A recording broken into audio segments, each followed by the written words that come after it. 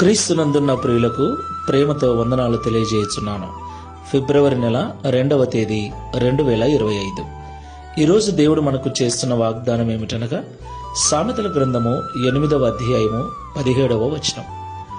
నన్ను ప్రేమించు వారిని నేను ప్రేమించుచున్నాను. ఆమేన్.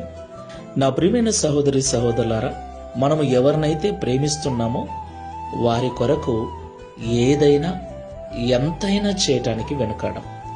ఒకవేళ వారి కొరకు బాధపడవలసి వచ్చినా, నష్టపోవలసి వచ్చినా కూడా వారి మీద మనకున్న ప్రేమ మనల్ని ఆ త్యాగము చేసే విధంగా మారుస్తుంది. దేవునికి మహిమ కలుగునుగాక. నా ప్రియమైన సహోదరి సహోదరులారా, మనుషులమైన మనము ప్రేమించే వారి కొరకు అంతగా చేస్తే మరి దేవుడు మన కొరకు ఎంత చేస్తాడు? ఆయన ప్రేమ ఇంకా వర్ణించలేనిది కదా.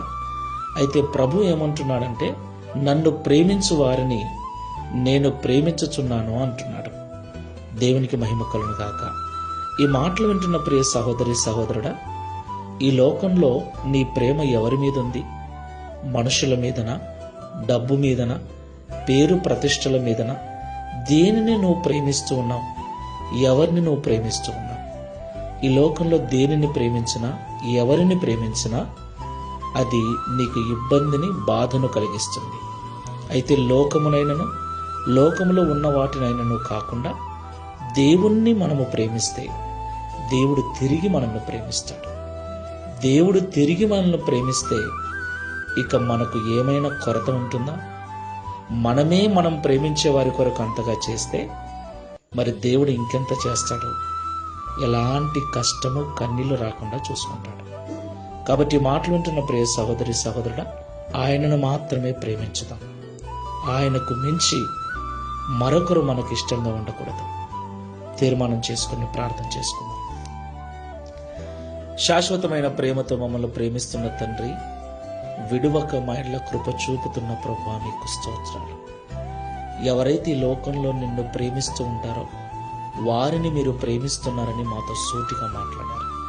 అవును తండ్రి, మేము ఎవరినైతే ప్రేమిస్తున్నామో వారు బాధపడకూడదని, కష్టపడకూడదని వారి కొరకు ఎంతో చేస్తాం, ఎంతో ప్రయాసపడతాం, ఎన్నో త్యాగాలు చేస్తాం.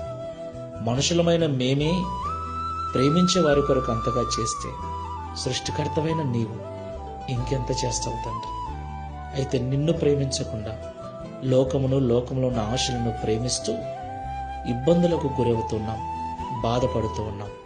ఈరోజు మీరు మాతో మాట్లాడినట్లుగా ఇక లోకమును, అందులో ఉన్న వాటిని కాకుండా నిన్ను మాత్రమే ప్రేమిస్తూ, నీ ద్వారా ప్రేమించబడుతూ సమస్త సమృద్ధి కలిగి జీవించినట్లు సహాయం చేయమని, తద్వారా ఈ దిన వాగ్దానమును మా అందరి జీవితంలో నెరవేర్చి మీ నామమును మహిమపరచుకున్నాను.